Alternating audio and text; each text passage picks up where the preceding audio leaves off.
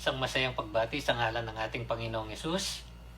Nawa ang kanyang kapayapaan at kagalakan ang sumaatin sa pamamagitan ng ating pagbubulay ng kanyang mga salita. Ang regalo ng Diyos sa atin na paningin o tinatawag nating eyesight ay napakahalaga. Kaya lang kung minsan ito ay ating hindi napapansin. Dahil karamihan sa atin mula sa pagkabata ay taglay na ito. It's one of the most valuable gifts of God, the eyesight given to us. Yet most of the time it is taken for granted by the greater number of people because we have it with us from birth. Nare-realize lang natin kung minsan ang kahalagahan nito kapag lumalabo ang ating paningin nang dahil sa edad o kaya sa suliranin sa ating mga mata. Merong kaganapan sa Biblia kung saan ating titingnan ang isang napakagandang bagay at napaka-importanting bagay na may kaugnayan sa paningin. There is an event in the Bible that we will consider today to help us see how important seeing is. At yan ay binigyan ko ng pamagat na to see is to believe and to believe is to see. Ito ay makikita natin sa isa sa mga dakilang himala na ginawa ng Panginoong Jesucristo na nakatala dito sa John chapter 9 na aking babasahin sa New International Version. Aking babasahin ng buong kabanata na binubuo ng 41 talata. At ito ang sinasabi sa bahagi ito ng kasulatan. As he went along, he saw a man blind from birth. This refers to the Lord Jesus Christ. His disciples asked him, Rabbi, who sinned, this man or his parents, that he was born blind? Neither this man nor his parents sinned, said Jesus. But this happened so that the work of God might be displayed in his life. As long as it is day, we must do the work of him who sent me. Night is coming when no one can work. While I am in the world, I am the light of the world. Having said this, he spit on the ground, made some mud with saliva, and put it on the man's eyes. Go, he told him, wash in the pool of Siloam. This word means sent. So the man went and washed and came home seeing. His neighbors and those who had formerly seen him begging asked, Isn't this the same man who used to sit and beg? Some claimed that he was. Others said, No, he only looks like him. But he himself insisted, I am the man. How then were your eyes opened? They demanded. He replied, The man they call Jesus made some mud and put it on my eyes.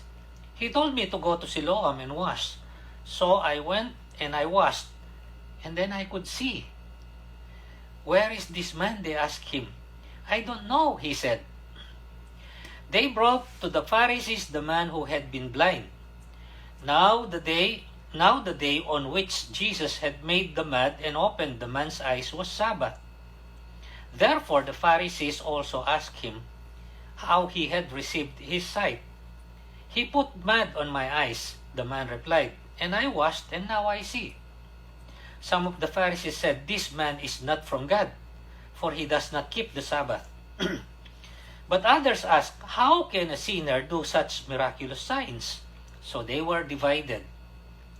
Finally, they turned again to the blind man. What have you to say about him? It was your eyes he opened. The man replied, He is a prophet. The Jews still did not believe that he had been blind and had received his sight until they sent for the man's parents. Is this your son? They asked. Is this the one you say was born blind? How is it that now he can see? We know he is our son, the parents answered, and we know he was born blind. But how he can see now, or who opened his eyes, we don't know. Ask him. he is of age, he will speak for himself. His parents said this because they were afraid of the Jews, for already the Jews had decided that anyone who acknowledged that Jesus was the Christ would be put out of the synagogue. That was why his parents said, "He is of age, ask him." A second time, they summoned the man who had been blind. "Give glory to God," they said. "We know this man is a sinner." He replied, "Whether he is a sinner or not, I don't know. One thing I do know, I was blind, but now I see." Then they asked, "What did he do to you? How did he open your eyes?" He answered, "I have told you already, and you did not listen. Why do you want to hear it again? Do you want to become his disciples too?" Then they hurled insults at him and said, "You are this fellow's disciple. We are disciples of Moses. We know that God spoke to Moses, but as for this fellow, we don't even know where he comes from." The man answered, Now that is remarkable. You don't know where he comes from, yet he opened my eyes. We know that God does not listen to sinners. He listens to the godly man who does his will. Nobody has ever heard of opening the eyes of a man born blind. If this man were not from God, he could do nothing.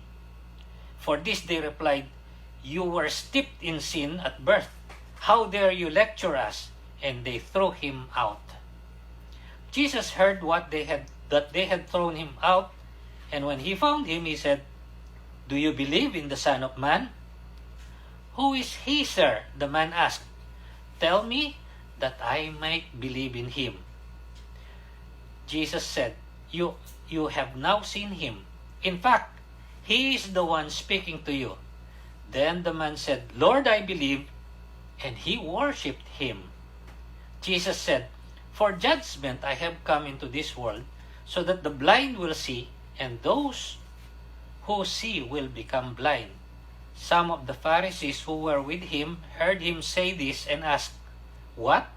Are we blind too?" Jesus said, "If you were blind, you would not be guilty of sin. But now that you claim that you can see, your guilt remains." This story is somehow strange to many people. To see is to believe is a generally sound principle. Kapag sinabing ang makakita ay nagbibigay ng paniniwala, ay isang magandang panuntunan. But it has its limitations. How much do we see? How clear do we see? How we perceive and understand what we see? Therefore, it needs some kind of a partner. Yung kasabihang yan, to see is to believe, ay isang magandang panuntunan. Ang ibig sabihin kasi bago maniwala ang isang tao, kailangan niya ng katibayan. Gusto niyang makakita ng patunay. Kaya nga, ito ay nagdidepende sa ilang mga bagay. Dahil may limitasyon yung kasabihang yan. Gaano karami naman yung nakikita natin? Gaano kalinaw na nakikita natin yon? At ano ang pang-intindi o pang-unawa natin sa mga bagay na nakikita natin? Kaya, maganda ay merong kapares ito kasama. Kaya nga binigyan ko ng pamagat ito na to see is to believe, and to believe is to see. Therefore, these two are what you call partners or allies. Magkakampi ito. They must go together. They must not go against each other. Actually, it's hard to believe without seeing. But seeing does not always guarantee believing. So, kailangan sila pareho. These two must go together. Dito sa ating binasa, sa Juan 9 na kabanata, ay makikita natin ang katotohanan na dito, Jesus showed enough for us to see. Sa pagkakatala nito, Sapat ang pinakita ng Panginoong Yesus para sa atin. Jesus made them clear enough for us to see well. Yung ipinakita niya, ginawa niyang malinaw para naman malinaw ang ating pagtingin. And Jesus explained enough of what He showed so that we will understand. Yun naman pinakita niya na may sapat na linaw ay pinaliwanag niya para tayo ay magkaroon ng tamang pangunawa. Then, if this is the case, to see is to believe, and to believe is to see.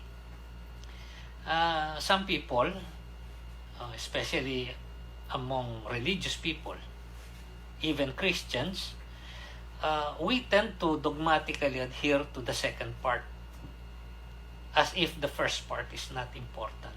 They are both important.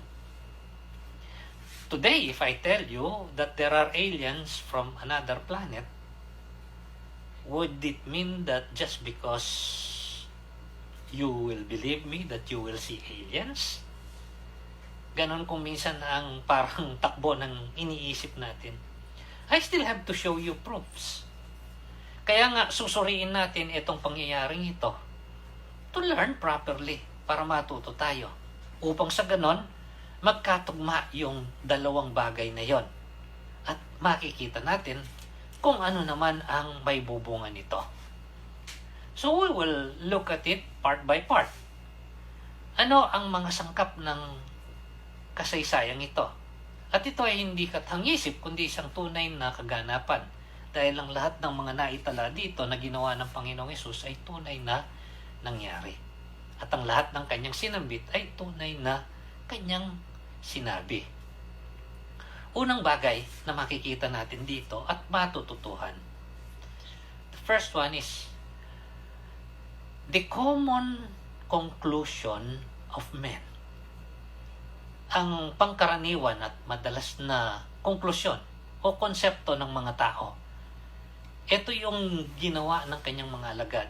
In verse 1 and 2, it says, as he went along, he saw a man born blind from birth.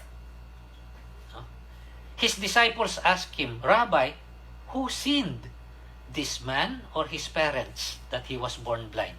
I call this the common conclusion or concept of men. Ano yun? That sickness is a result of sin. Ito isang pangkaraniwang kaisipan ng karamihan sa mga tao noon hanggang ngayon na ang karamdaman ay bunga ng kasalanan. And there is a corollary to this, something that is like a twin related, that poverty is caused by sin as well. It is assumed. Kasi nga dito ay pinag-uusapan din yung tao kung siya ba yung nakikita nila dati na namamalimos. Ang ibig sabihin, hindi lang siya bulag, kundi siya ay nasa kalagayang may kasalatan ng buhay o paghihikaos na kailangan niyang mamalimos. So, this is the common conclusion of many people then and now, even sometimes among religious people. The sick or the poor is being punished by God. That is why he is sick or he is poor. Of course, there are occasions recorded in the Bible that sickness is caused by sin. There are biblical accounts that you will find where God punished people for their sins with sickness and even devastation. Halimbawa, yung mga Ehipsyo na pinadalhan ng maraming salot ng Diyos na sunod-sunod nang dahil sa katigasan ng kanilang ulo na pagsalangsang sa kagustuhan ng Diyos na palayain nila ang mga Israelita. But is this always the case? Dito ay kailangang magtanong ng isang lehitimong katanungan. Ito ba palagian ang sitwasyon? Should this be the final conclusion of the matter? Kaya tinawag kong itong the common conclusion or concept of men then and now. Hanggang ngayon, kung minsan ang mga tao kapag dumaraan ng matinding mga karanasan ng malalang karamdaman o kaya ng kahirapan sa buhay, ay tinitingnan ng kanyang kapwa, kung minsan kamukha mananampalataya, na siya ay isang makasalanan o isang taong merong itinatagong pagsalangsang o pagsuway sa Diyos. So this will lead us to the next important matter. Dito sa verse 3 at verse 5, etong naging reaksyon ng Panginoon. After all, the disciples asked him. They called him Rabbi. Dahil naniniwala sila na matuturoan sila ng wastong turo ng Panginoon. Verse 3 to verse 5 says, "Neither this man nor his parents sinned," said Jesus, "but this happened so that the work of God might be displayed in his life. As long as it is day, we must do the work of him who sent me. Night is coming when no one can work. While I am in the world, I am the light of the world." Itong naging katugunan ng Panginoong Hesus. The first part, we saw the common conclusion or concept of man. Ano yun? That sickness is caused by sin. People who are sick, and even people who are poor, most likely are sinful people. But in here we will find in this part the correction made by Jesus Christ. Ang pagtutuwid ng Panginoong Jesucristo. Ano yung pagtutuwid niya? That adverse conditions in life, like sickness or poverty, are not always caused by sin. Diretsang sinabi ng Panginoon. Kasi ang tanong nila, sino pong nagkasala? Siya ba? Nabulag? O yung kanyang mga magulang? Kung bakit siya ay nasa ganyang kalagayan? Ang conclusion nila, pinaparusahan siya ng Diyos. Ang sabi ng Panginoong Jesus, "Neither this man nor his parents sinned, but this happened so that the work of God might be displayed in his life." Many of these adverse conditions in life are allowed by God to demonstrate or display God's work and ultimately reveal His glory, so that people will see that He is the light of the world. Siya yung nagbibigay kaliwanagan sa mundo na itinuturing na nasa kadiliman. Maaring ang mga alagad ng Panginoong Hesus at marami pa sa mga Hudyong nandoon, at maaring sa mga taong nabubuhay ngayon, ay nakalimutan na ang patungkol sa isang taong tinawag na matuwid na nakatala sa lumang tipan. Ang pangalan niya ay Job. Maybe these disciples and others among them, the Jews, have forgotten about the righteous man called Job. After all, they are religious people. They knew the history of their nation. God's work and glory were displayed in the life of Job. Ang gawa at ang kalwalatian ng Diyos ay naihayag doon sa buhay ni Job. Today, we cannot examine the life of Job without seeing God's work and God's glory. Or else, we may have missed the whole point of the story. And we may end up like pathetic fools, like the friends of Job who tried to comfort him by giving him counsel that they thought came out of their wisdom, when they never alleviated Job's pain and suffering. This passage, the one that we have just read, should teach us as well. Balikan lang natin yung kasaysayan ni Job. Pero dito ay lalo pang lilinaw ang mga bagay-bagay upang maunawaan natin. Dagdag pa dito ay maaari nating tingnan ang buhay ng marami pang naging tagasunod ng Panginoong Jesucristo dito sa Biblia at sa mahabang panahon ng kasaysayan ng sangkakristyanuhan na dumaan sa mga kagayang sitwasyon nito, na sila ay nagdanas ng mga karamdaman at ang ilan ay inabutan ng pagpanaw o kamatayan. At ang ilan ay dumaan ng kahirapan. At ang ilan ay inabutan ng katapusan ng buhay sa ganong kalagayan. Should we then conclude that these people are sinners? Just like the common conclusion and concept of most men. The correction of Jesus was given to His disciples. Alalahanin din natin si Apostol Pablo. He had this thorn in the flesh and he asked the Lord 3 times to remove it. It's a form of sickness.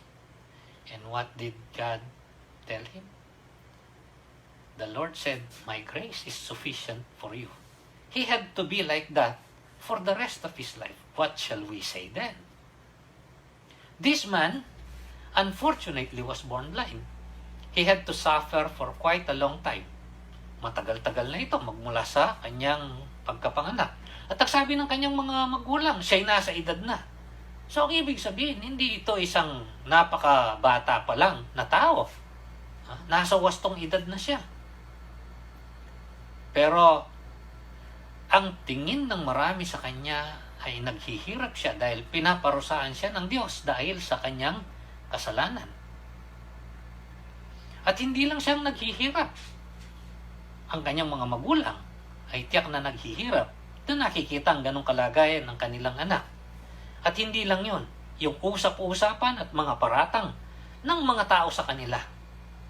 Malamang hindi naman lingid sa kanilang mga kaalaman na ganito ang tingin ng maraming mga tao sa kanila. Even the disciples themselves were concluding of the cause of this man's sickness. But what did Jesus do? Jesus healed this man and turned his life around. And Jesus would be glorified because of this. So again, what did we see? First, the common conclusion of men. The second, the correction made by Jesus. The third thing dito ay yung mismong ginawa ng Panginoong Hesus. Hindi sapat kasi na nagtanong ang kanyang mga alagad at kanyang sinagot. Pero siya ay nagbigay ng isang paglalarawan para makita nila, para masaksihan nila. For them to see. Alam niyo, we're thinking about this as a miracle that was done by the Lord for the blind man to see. Yes, indeed, it's true. But it is not only for this blind man to see, but also for his disciples and for everybody else to see. Para sa ganon, hindi lang makakita yung taong bulag, kundi yung kanyang mga alagad at saka yung lahat ng nandoon pa ay meron ding makita. So the third part here is the cure for the problem. Ang lunas na ibinigay ng Panginoon doon sa suliranin. Ito'y makikita doon sa 6 hanggang 7 talata. It is a very short account. Ang sabi dito, having said this, he spit on the ground, made some mud with saliva, and put it on the man's eyes.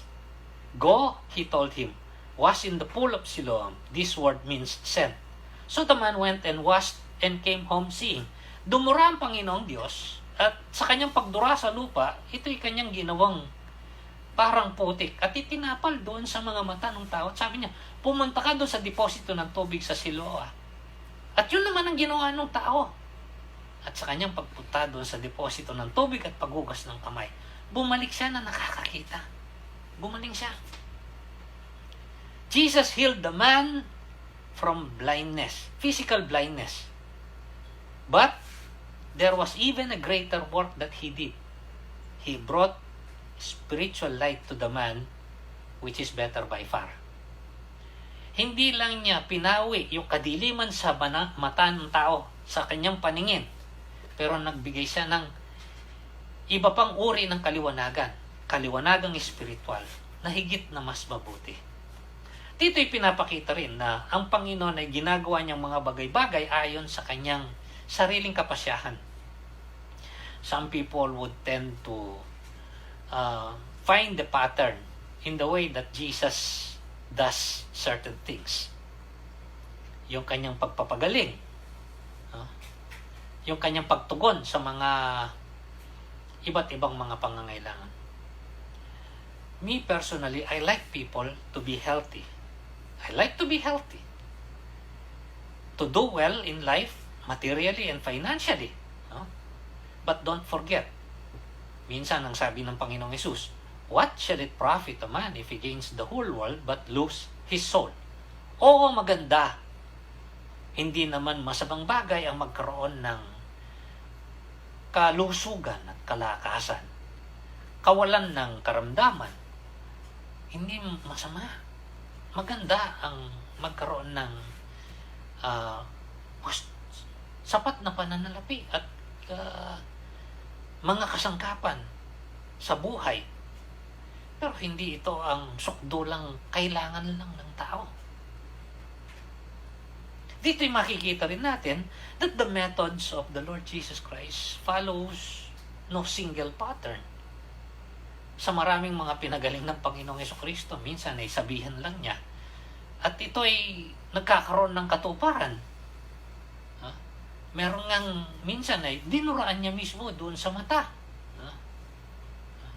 Pero ito, dumura siya sa lupa, ginawang putik at itinapal doon sa mata at pinahayo doon sa isang malayo-layong lugar. Kung kayo ay titingin sa isang mapa ng dako kung saan nangyari ito, nangyari itong bagay na ito doon sa malapit sa templo mismo. Yan ay batay doon sa pagkakatala doon sa 8 kabanata kung saan sila naroroon. Saan yung deposito ng tubig sa Siloa? Ito'y humigit kumulang halos kalahating kilometro. Pero pinahayo ng Panginoon yung taong bulag upang pumunta doon at maghugas. Napakadali naman sigurong sabihin na idilat mong yung mga mata at ito'y makakakita.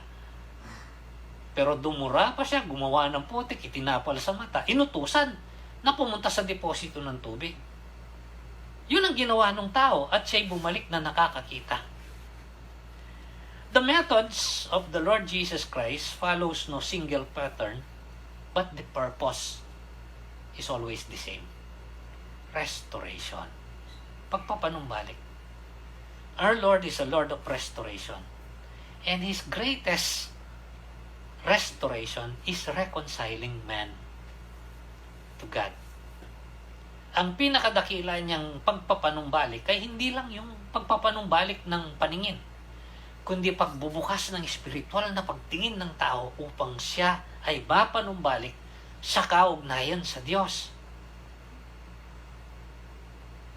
See, the greatest outcome was faith. The man saw the truth, and the truth set him free. Pero, ano ang nangyari? Ani mo'y iisipin mo na ang lahat ng mga nakarinig, ang lahat ng maaring nakakita, kahit maging sa malayo, ay magkakaroon ng pananampalataya, magkakaroon ng paniniwala, magkakaroon ng higit na kaliwanagan, lampas pa ng kanilang nakikita sa pamamagitan ng kanilang mga pisikal na mata. Pero ano ang nangyari? The next thing happened. That is the counteraction of the Pharisees. Ang pagsalangsang ng mga Pariseo. Ang sabi dito, magmula sa verse 13 hanggang verse 34. Nung malaman ng mga tao ang nangyari dito, sa dating bulag, hindi sila makapaniwala. At tinanong siya, sinabi nung tao na, ako yun. Yung dati niyong nakikitang bulag at namamalimos. Pero dinala siya sa mga Pariseo. At ang mga Pariseo gumawa ng isang maigting at matinding pagsusuri. They launched a rigorous investigation. And after gathering all the facts, they came up with a concrete conclusion. You would expect that they would believe. You would expect that they would put their faith and confidence in this Jesus who made this man see again. Ano yung nangyari? As I've said, they came up with a concrete conclusion. I use the word concrete because their conclusion is like something that is already set on cement or concrete. Their minds were made up already regardless of the facts. Ano yung conclusion nila? Ang conclusion nila ay dalawa. Makikita natin yung isa patungkol doon sa lalaki. Verse 34. Ang sabi dito ng mga Pariseo doon sa verse 34, to this they replied, you were steeped in sin at birth. How dare you lecture us? And they threw him out. Pinaratangan pa nila na ang taong ito ay makasalanan. Bakit? Dahil inangkin niya na siya'y pinagaling ng Panginoong Jesucristo. Yun nga ang unang common conclusion ng mga tao ay mali na. That sickness is caused by sin. Ito pa yung naging conclusion nila.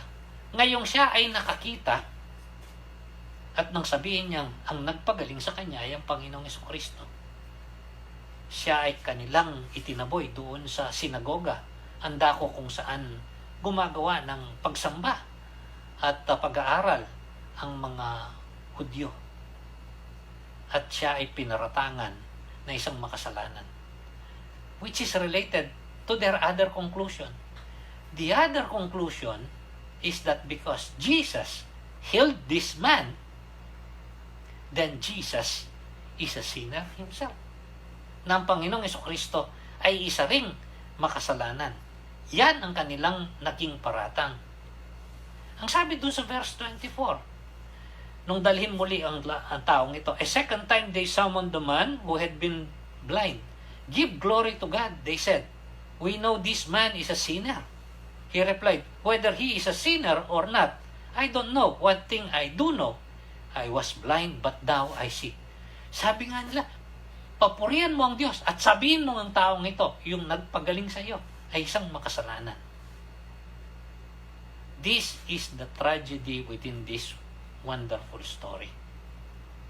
The counteraction of the Pharisees, their rejection and their unbelief. Ang kanilang kawalan ng pananalig at ang kanilang pagtanggi, which would lead to another tragedy. Kasi, eto naman ang sinabi ng Panginoong Hesus doon sa verse 35 hanggang sa verse 41. Okay. When Jesus heard that they had thrown him out, and when he found him, he said, do you believe in the Son of Man? Who is he, sir? The man said, tell me, so that I may believe in him. Jesus said, you have now seen him. In fact, he is the one speaking to you. Then the man said, Lord, I believe. And he worshipped him.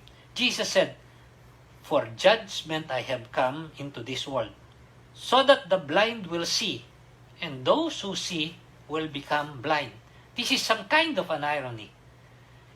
Upang sa ganon, yung bulag ay makakita, at yung nakakakita ay mabulag, ang sabi niya. Well, the Pharisees understood what he said. Some Pharisees who were with him heard him say this and asked, what? Are we blind too? Anong sinabi mo? Kami rin ba'y bulag? And Jesus said, if you were blind, you would not be guilty of sin. Kung bulag talaga kayo, wala kayong aalalahanin. But now that you claim that you can see, your guilt remains. Dahil inaakin nyo na nakakakita kayo. Pero kahit nakakakita kayo, hindi nyo tinanggap itong katotohanan ito. Mananatili kayo sa inyong mga pagkakasala. This is the next tragedy. The first one is the tragedy of rejection and unbelief. This is the counteraction of the Pharisees. But the other tragedy is the certainty of judgment for unbelief. Ang katiyakan ng kaparusahan at kahatulan sa mga hindi nananalig at sa mga tumatanggi. Jesus directly confronted the Pharisees for their hypocrisy. They say that they want to give glory to God, but they reject the one whom God sent. Sabi nila dun sa tao, give glory to God. Sabi niya, gusto niya na paratangan si Jesus Christ ng pagiging makasalanan. Ang sabi nila, gusto nila parangalan ng Diyos, pero tinanggihan nila ang sinugunin ng Diyos. Remember John 3:16? For God so loved the world that He sent His one and only Son, His only begotten Son. Therefore, there is a certain outcome for people in response to whom God sent. Ang sabi doon, so that whoever believes will not perish but have everlasting life. Or shall I say it in another way? So that whoever believes in Him shall have everlasting life and no longer perish. That means unbelief and rejection will lead them to judgment, to perish and to be judged. Kasi ito yung kasunod ng sinabi ng Panginoon dun sa John 3:16. Nababasahin ko muli para sa inyo. Napakahalaga kasing bagay nito. Uulitin ko ito magmula dun sa John 3:16. It says, For God so loved the world that He gave His one and only Son, that whoever believes in Him shall not perish but have eternal life. Verse 17. For God did not send His Son into the world to condemn the world, but to save the world through Him. Whoever believes in Him is not condemned, but whoever does not believe stands condemned already, because he has not believed in the name of God's one and only Son. This is the verdict. Light has come into the world, kasi ito napakalaga, nakaugnay doon. Light has come into the world, but men love darkness instead of light, because their deeds were evil. Everyone who does evil hates the light, and will not come into the light for fear that his deeds will be exposed. But whoever lives by the truth comes into the light, so that it may be seen plainly that what he has done has been done through God. Dumating ang liwanag, ngunit kinamuhian nila dahil sa kanilang mga gawa ng kasamaan, sa kanilang pananatili sa kadiliman. Ito ang sinabi ng Panginoong Jesucristo mismo. The certainty of judgment for unbelief. Let's go back just quickly over this. As we have read the entire 9th chapter of John, anong nakita natin? Una, the common conclusion or concept of men during that time and many times during our own time, that sickness, even poverty, is caused by sin. And then we saw the correction by the Lord Jesus Christ. He made the correction for this common conclusion or concept, which is not always right. His correction is that many of these are allowed to demonstrate and display God's work and ultimately His glory. That is why He said, I am the light of the world, to take away and dispel darkness in people's lives. And then, He did something. We went to the cure for the problem. And He brought light into this man's eyes, but not only physical light, but He brought spiritual light into him, which is better by far. The greatest work of the Lord is the work of restoration, reconciling man to God. And it brought about an outcome in the life of this person, faith.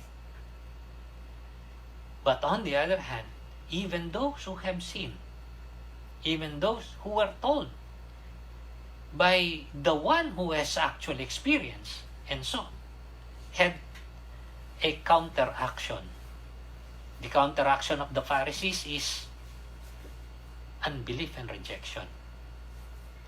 And the other tragedy is that there is a certainty of judgment for this unbelief and rejection.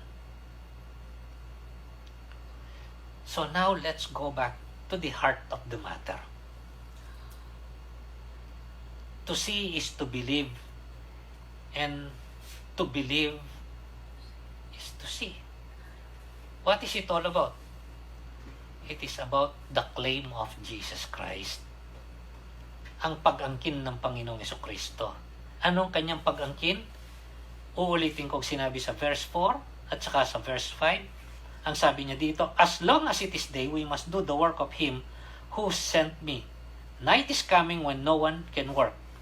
While I am in the world, I am the light of the world. Ito yung dakilang angkin o pag-angkin ng Panginoong Jesucristo. Jesus is the light of the world. Without Christ, there is darkness. There is darkness in this life, and there is darkness beyond this life. Kung wala ang Panginoong Jesucristo, ay may kadiliman. May kadiliman sa mundong ito at may kadiliman lampas nito. Many people may see with their eyes, but without Christ, their souls are in darkness. Maraming mga tao ang nakakakita. Totoong nakakakita sa kanilang mga mata. Ngunit, kung wala si Kristo, ang kanilang mga kaluluway nasa kadiliman pa. That's why Jesus Christ said, what shall it profit a man if he gains the whole world but lose his own soul? And this leads us to a clarification of faith. Ano yung ibig sabihin ng to see is to believe, and to believe is to see? When Jesus Christ makes a claim, there must be a response to that claim. Inangkin niya na ako ang liwanag ng mundong ito. Ano ang tugon? At nakita natin ito dito sa taong bulag magmula sa kanyang kapanganakan na pinagaling at nagkaroon ng paningin. Ngunit hindi lang paningin na pisikal, kundi paningin spiritual. The clarification of faith. Makikita natin dito ang progreso kung papaanong matitiyak natin na ang taong ito'y tumugon doon sa angkin ng Panginoong Jesucristo. Tumugon sa pamamagitan ng pananampalataya. There is a progression of this man's knowledge and understanding, and then his assent and acceptance of Jesus Christ for who He is. Makikita natin, ang Panginoong Yesus mismo ang gumawa ng lahat ng kaparaanan upang sa ganon, ang taong nito ay magkaroon ng unawa. At pagkatapos magkaroon ng unawa, ay magkaroon ng pagkilala at pagtanggap sa Kanya. Hindi siya kinulangan sa anumang kinakailangan upang makabuo ng pananampalataya sa Kanya. Tingnan natin ang progreso. The progression of this man's knowledge and understanding, which led to his assent, acceptance of who Jesus is. See, doon sa verse 11, makikita natin, nung siya ay tanungin kung papaanong nadilat ang kanyang mga mata, ang sabi niya, he replied, the man they called Jesus made some mud and put it on my eyes. He told me to go to Siloam and wash. So I went and washed, and then I could see. Parang instant replay. Kung ano yung nangyari dito, eksakto. Yung ginawa ng Panginoong Jesucristo at yung pinagawa ng Panginoong Jesucristo sa kanya at yung naging bunga nun, inulit lang niya. Saan natin makikita yun? Doon sa verse 6. Sabi dito, having said this, he spit on the ground, made some mud with saliva, and put it on the man's eyes. Go, he told him, wash in the pool of Siloam. This word means sent. So the man went and washed and came home seeing. And the people couldn't believe. At pinag-usap-usapan nila, hindi naman yan yung bulag na nakikita natin dati na namamalimos dyan. Ako yun ang sabi niya. Anong nangyari? Bakit nadilat ang yung mata? Ang sabi. Inulit lang niya ito. Pero how did he refer to Jesus? He replied, the man they call Jesus. Yun ang unang alam niya. The man they call Jesus. Pero alam niya yung ginawa niya. Sabi, dumura siya, gumawa ng putik, tinapal sa mata ko, pinapunta ako sa silo, pinagilamos, at yun, nakakita na ako.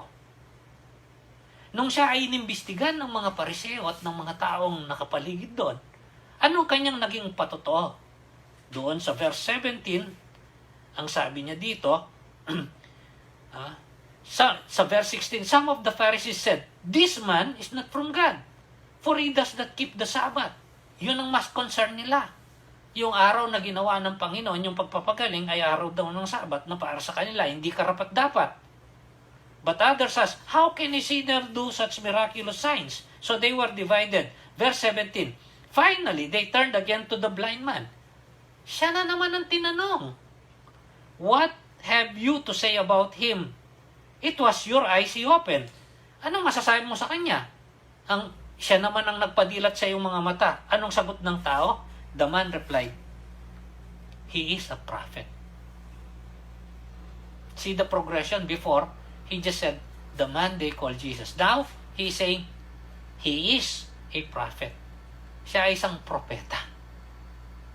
Isang taong sinugo.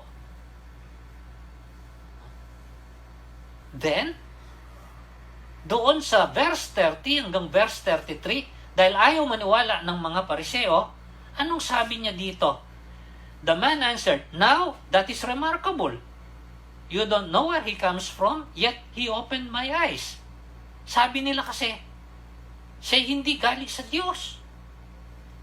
Pero sabi niya, nakamamangha yung sinasabi niyo, hindi niyo alam kung saan siya galing. Gayong pinadilat niya ang aking mata. Verse 31, we know that God does not listen to sinners. He listens to godly man who does His will. Nobody has ever heard of opening the eyes of a man born blind. If this man were not from God, he could do nothing. So virtually, he is saying, before, he refers to him as the man they call Jesus. Then he said, he is a prophet. And now he is virtually saying, he is a man from God. And finally, nung makaharap niya ang Panginoong Jesucristo, anong sabi ng Panginoong Yesus sa kanya? Do you believe in the Son of Man? Who is he, sir? The man asked, tell me that I may believe in him. Jesus said, you have now seen him. In fact, he is the one speaking to you. Naniniwala ka ba sa anak ng tao? This is a term referring to the Christ, the Messiah that they were waiting for. Sino siya? Ginoo, ang sabi nitong dating bulag. Sabihin mo sa akin upang ako'y manalig sa Kanya. Ang sabi ng Panginoong Hesus, nakikita mo na siya ngayon. Ang totoo, siyang nangungusap sa harapan mo. What did the man say and do? Verse 38, then the man said, Lord, I believe. And he worshipped him. This is a clarification of faith. Isang paglilinaw kung ano ang pananampalataya. There was a progression of the man's knowledge and understanding of who Jesus is, and an assent and acceptance of who Jesus is. And he called him Lord, and he worshipped him. Ito ang pinaka mahalagang diwa ng kwentong ito. Some people claim that they see, and they need evidences. And yet, with all the evidences, they still do not believe. It is even harder to believe without evidences. But the Lord Jesus Christ provided the evidences. That is why to see is to believe, and to believe is to see. Hindi tayo pinahihirapan ng Panginoon. Kung hindi, siya ay nagpakita ng napakaraming mga bagay upang sa ganon, tayo ay matutong manampalataya. At kung tayo ay mananampalataya, tayo'y tunay na makakakita. Higit pa sa mga ngayon ay atin nang nakikita. That is why the conclusion of this entire book is found in chapter 20, verse 30 to 31.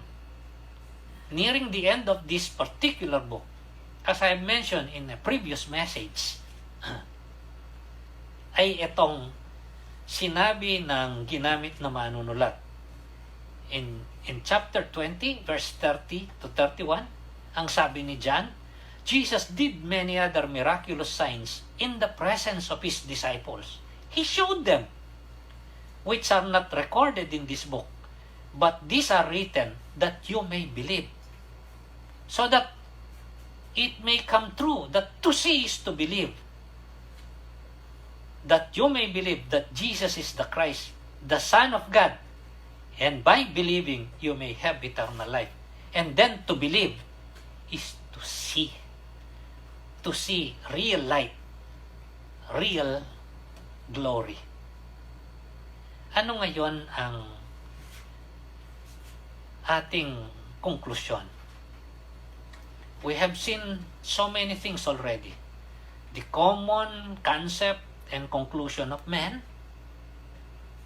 which is erroneous, that sickness is always caused by sin. The correction of Jesus Christ, that it is not always the case, that these are allowed to demonstrate God's work and His glory. And we saw the cure for the problem.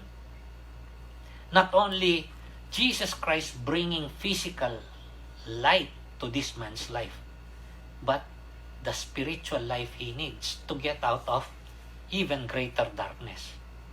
But there was a counter-reaction among the Pharisees and the other Jews. Their rejection and unbelief of Jesus Christ, which is tragic, which leads to another tragedy, the certainty of judgment for unbelief, as said by the Lord Jesus Christ. And then we went to the heart of the matter, the claim of Jesus Christ, the very thing that He wants us to see and to believe, so that we may truly see.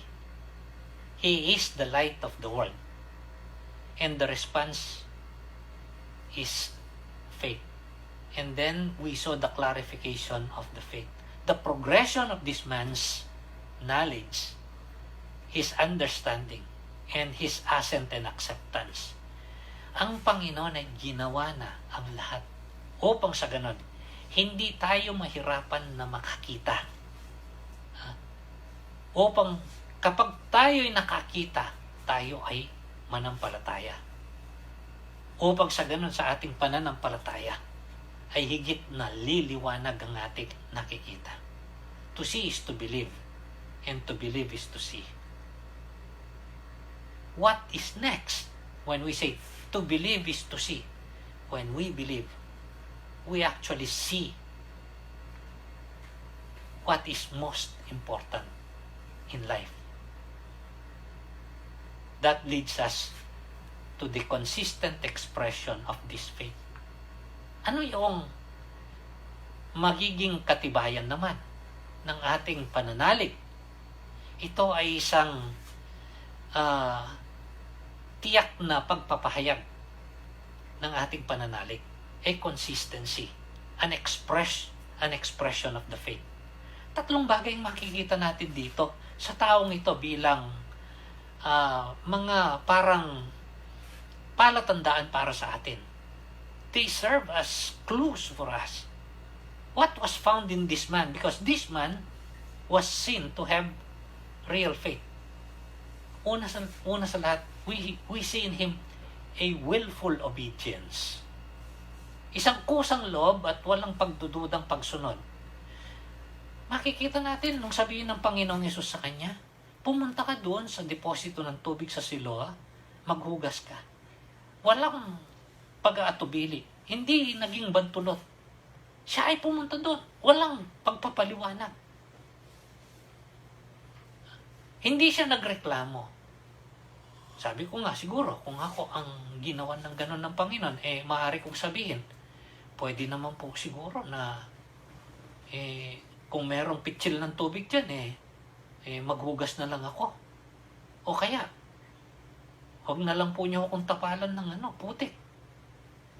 Ako'y sabihan niyo na lang na makakakita ako. But without any apprehension, his faith was already there, expressed by his willful obedience. And then afterwards, we see it through his witness and testimony. Despite of all the abuse and insults and threats given to him, ay kanyang ipinagpatotoo ang ginawa ng Panginoong Jesucristo. He courageously told the truth of who Jesus is and what his experience was. And finally, he worshiped the Lord. He ascribed the highest honor to him. If we are in Christ, we have found the light. Kung tayo na kay Kristo, natagpuan na natin ang kaliwanagan. Ang ibig sabihin, nasa atin na ang tunay na paningin na kinakailangan. He made us see, and we believe, and in believing, we truly see. Ano yung kaugnayan nito sa buhay natin? If He is the light of the world, and we have seen Him as He is, then we reflect that light as well. That is why He called us the light of this world also. Yun ang sinabi niya dun sa Matthew chapter 5, verse 14 hanggang verse 16. Etong sinabi ng Panginoong Yesus doon sa tinatawag na Sermon on the Mount sa Matthew chapter 5, verse 14 to verse 16 sa mga tao na kanyang iminulat ang mata sa kaliwanagan.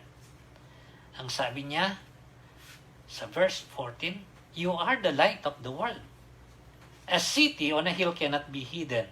Neither do people light a lamp and put it under a bowl. Instead, they put it on its stand, and it gives light to everyone in the house.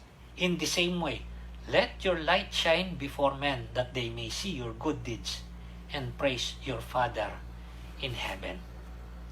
Nawa, ito ay nakapagbigay sa atin ng higit na kalinawan. Nawa, nakita natin dito ang katotohanan at natiyak natin. Upang sa ganon, matiyak din natin ang ating pinaniniwalaan. At sa ating paniniwala o sa ating pananampalataya, ay lalong mapagliwanagan tayo. At tayo naman ay maging din namang kaliwanagan sa ating mga kapwa-tao. To see is to believe, and to believe is to see. Once again, Jesus Christ showed us enough. And Jesus Christ made what He showed us clear enough. And Jesus Christ explained enough what He showed us so that we will understand. I do pray that for us who have put our faith and confidence in the Lord Jesus Christ, would rejoice and live the kind of life that I just described. A life that has the consistency of faith, willful obedience, a witness for our Lord and for what He has done. And together with that, worshiping Him. And may those who have not yet seen that light see it through us. Nawa, sa pamamagitan nito, maraming mga tao pa ang makakita at makatuklas ng katotohanan. At sila ay mamulat at makita nila ang tunay na kaliwanagan at mapawi ang kadiliman sa kanilang mga buhay. tayo ay manalangin at magpasalamat sa Diyos. Panginoong Diyos, maraming salamat po. Sa iyong dakilang pag-ibig, isinugo mo ang iyong anak, ang liwanag ng mundo, upang siya ang pumawi sa kadiliman sa mundong ito. Panginoong Hesus, maraming salamat po.